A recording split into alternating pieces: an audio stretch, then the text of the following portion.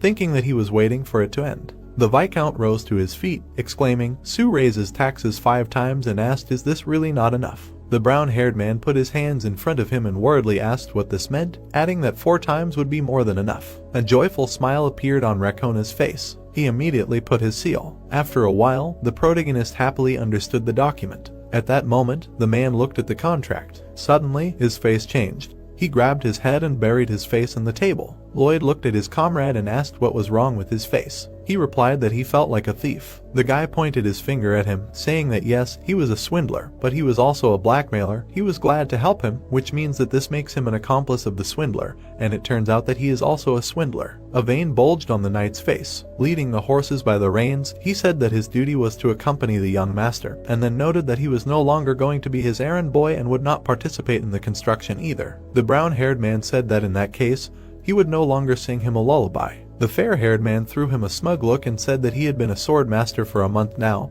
and now he could control his feelings and emotions much better, and he did not even need a lullaby anymore. Night fell in the castle. The knight with red eyes and held the pillow. Together with it, he came to the master, saying that he needed a lullaby. The protagonist told him that such a service was unavailable because he himself said that he no longer needed it. Xavier began to beg him. Lloyd grinned and asked if he had ever heard of sleep hygiene. He said that these are some kind of habits and exercises that lead to a full sleep on a regular basis, and once the habit is formed, it will be difficult for him to fall asleep without this procedure. Gritting his teeth, the parquet shook, saying that he knew what it was about, and then demanded a lullaby. When the brown-haired man sang, he fell asleep on the chair. He stretched his arms, saying that now it was time to get to work. The protagonist laid out the papers on the table. Then he created holograms of high-rise buildings. Looking at them, he thought that when it came to the heating system, he had a lot of knowledge, but he did not have enough knowledge to build an apartment complex.